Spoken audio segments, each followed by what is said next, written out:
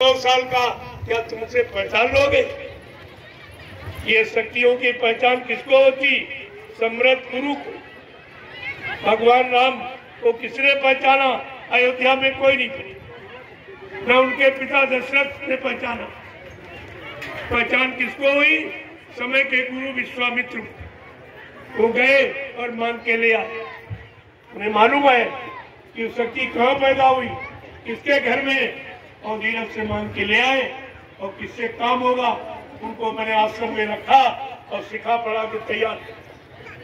सारी विद्या, सारी नीतियों, सब मतलब भंडार दे दिया। जब सिखा पढ़ा दिया तब कहा जरा इनकी परीक्षा लेके देखें, जो मैंने सिखाया पढ़ाया है इन्होंने कुछ याद रखा कि नहीं रखा। तो उन्होंने परीक्षा के लिए कहाँ ले गए? जनकपुरी। जहाँ राजा जनक ने अपनी बेटी का स्वयंवर बिना बुलाई संत मान सम्मान के भूखे नहीं, जहाँ देखते हैं यहाँ आवश्यकता वो अपने आप पहुंच जाते, अपने आप पहुंच जाते। उनको काम से मतलब है, नाम से, धन दौलत, सम्मान से उनका कोई रिश्ता नहीं, कोई काम करने नहीं है। तो जो पहुंच गए जहाँ सब विद्वान धनवान बलवान बुलाए गए थे, सभा पूरी लगी थी जैसे आप बैठे और बीच में वो भी बैठे, लेकिन गुरु शिष्य को किसी ने पहचान नहीं। न विश्वामित्र गुरु न राम चेले को कोई पहचान पाया। लेकिन समझ लो गुरु चेले को कोई नहीं पहचान। जब उस समय के बड़े बड़े विद्वान ब्राह्मण रावण, बलवान बाणासुर और बाल ब्रह्मचारी परशुराम ये सब नहीं पहचान पाए, उस समय गुरु विश्वामित्र को और चेले राम। विश्वामित्र तो प्रेमियों सामाजिक गुरु, शारीरिक गुरु थे, आत्मिक गुरु नहीं, यानी सदगुरु नहीं थे। जब गुरु को नहीं पहचान पाए, 4 वेद 6 7 18 पुराणों का गया था, तो रावण नहीं पहचान पाया, बाणासुर नहीं पहचान पाए, और वो बाल ब्रह्मचारी परशुराम सारी रात चेला से झगड़ा कर वो भी नहीं पहचान। और राजा जनक जो अपने आप को योगी कहता है, कहा मैं अष्टांग योगी हूँ, शरीर के योग के 8 अंग, यम नियम संयम प्राणायाम प्रत्याधार ध्यान धारणा ध्येय समाधि, ये 8 अंग का मैंने सिद्ध कर लिया। लेकिन योगी भी गुरु चेले को नहीं पहचान पाया। प्रेमियों, जब उस समय सामाजिक गुरु विश्वामित्र थे, आत्मिक गुरु यानी सदगुरु नहीं थे, जब उनको बड़े बड़े विद्वान बलवान नहीं पहचान पाए, आज का ये स्वार्थी रोवी लाठी, ये चरित्रहीन मानव या सदगुरु बाबा देवदेव जी महाराज को पहचान लेगा? क्या ये पहचान लेगा? नहीं। अगर पहचान लेता तो आज ये इतनी बड़ी ये शंका का विषय और गुरु परिवार में ये शंका के बादल नहीं छाए होते। अगर आपने पहचान लिया तो चुपचाप बैठे। यद्यप विश्वामित्र चाहते तो राम को आदेश देकर पहले धनुष तोड़वा के ये काम खत्म करा, लेकिन नहीं। अगर ऐसा करते तो लोग झगड़ा करते, क्या इनका चेला बहादुर है, क्या हम ये काम नहीं करते? इसलिए गुरु सबको मौका देते, सबको मौका देते, ताकि कोई ये न कहे कि हमको मौका नहीं दिया। चुपचाप बैठे, बल्कि लोग उनकी हंसी मजाक उड़ा रहे, कहते देखो ये बुढ़ा भी शादी करने आया, ये महात्मा भी शादी करने, इसको भी औरत की जरूरत है। अब किसी को क्या मालूम कि राजा जनक की अहम समस्या का समाधान गुरु विश्वामित्र की मुट्ठी में, ये किसी को क्या मालूम। लेकिन चुपचाप है।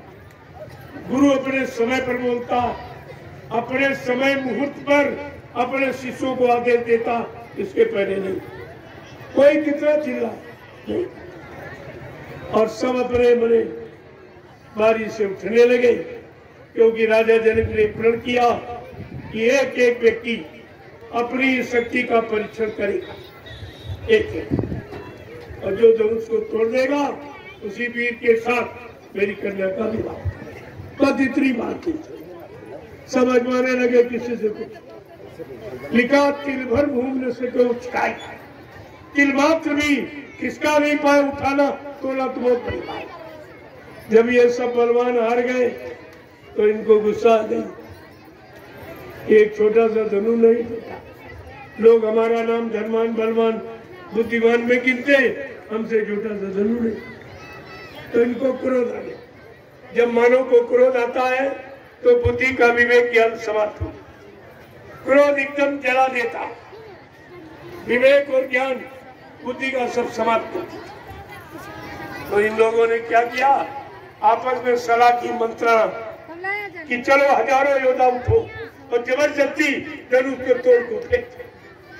देखिए मर्यादा समाप्त। राजा जने ने कहा एक एक आदमी अपनी शक्ति का परिचय देगा, ये कह रहे नहीं हजारों योद्धा उठो तोड़ के फेंक दो। अब इनको ये भी ज्ञान नहीं, ऐसी बुद्धि भ्रष्ट हो गई क्रोध में कि ये भी नहीं ज्ञान रहा कि हजारों लोग मिलकर अगर धनुष तोड़ दोगे तो सीता का बंटवारा कैसे।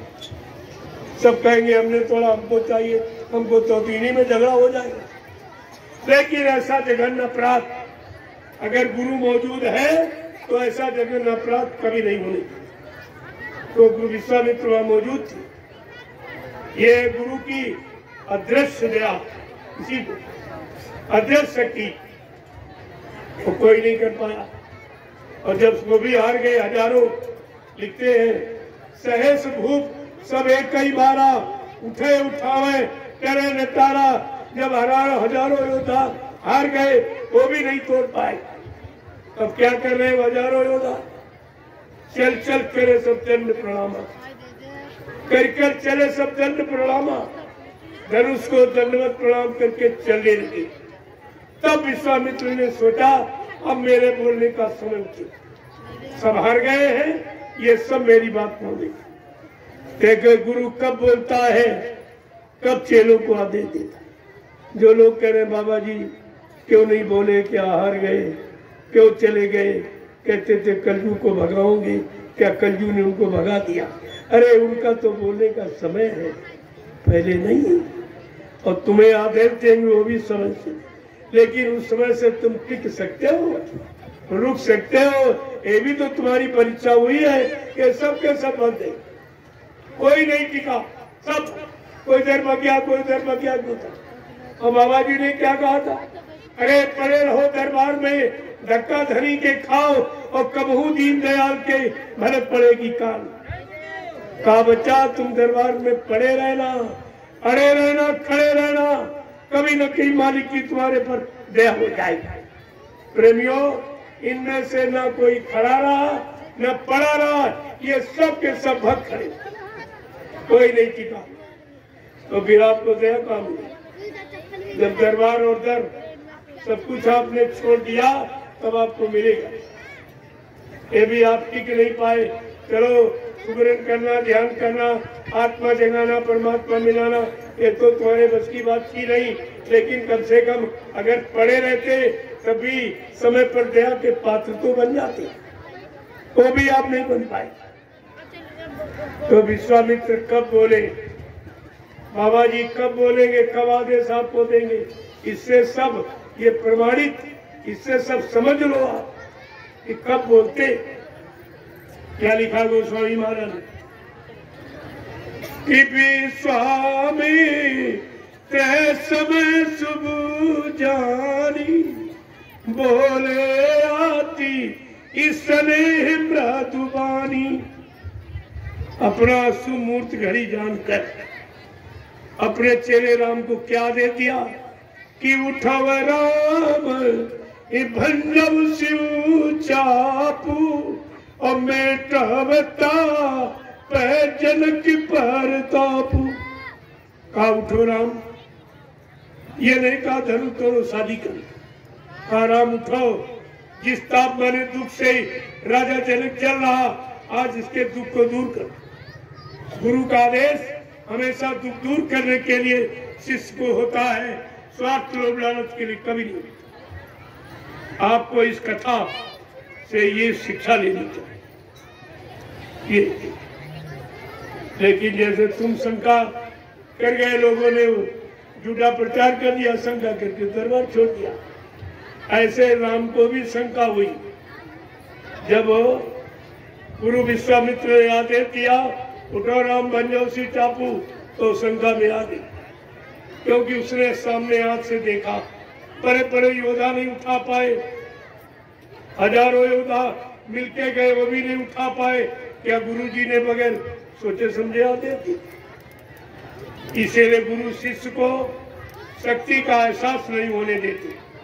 अगर शक्ति का एहसास हो जाए तो फिर शिष्य को यानी गरुड़ गुमान घमंड आते देर में, अहंकार आते देर नहीं लगती, और जब आया अहंकार किया करा सब बेकार। इसलिए गुरु काम तो आपसे कराएगा लेकिन एहसास नहीं होने देगा। तुम यही कहोगे मेरे पास कुछ मेरे पास, क्योंकि वो कहते जो तुम साधन भजन पर समय देते हो 2 मिनट 10 मिनट 15 मिनट करने का अधिकार तुमको है, लेकिन वो कमाई मेरे झोली में रहती, क्योंकि नामदान मैंने दिया तुम्हारा नहीं। इसलिए कमाई करने का अधिकार है, खर्च करने का। आप किसी को नामदान से श्राप आशीर्वाद नहीं देते, ये अधिकार अन्य युगों की बात नहीं है। तो इसी अधिकार में वो बेचारा यानी खत्म हो जाता था और संसारी तरह रह पाता, सारी शक्ति श्राप आशीर्वाद में खत्म कर देता। बाबा जी ने कहा नहीं, ऐसा किसी से नहीं, मैं ये करने ही नहीं दूंगा, मैं तुम्हारे अंदर अहंकार को जन्म लेने नहीं दूंगा। तुम हमेशा अपने आप को दीनहीन समझोगे, मेरा भजन नहीं बनता, मेरा ध्यान नहीं बनता, मुझे सुनाई नहीं देता, मुझे दिखाई देता। एक कमी रखूंगा ताकि आप में अहंकार गुरु गुमान घमंड ना दिखा। कभी ये मत सोचो कि तुम्हारा हो नहीं रहा, जो तुम कर रहे हो उसकी मजदूरी तुम्हारी खट्टा हो रही।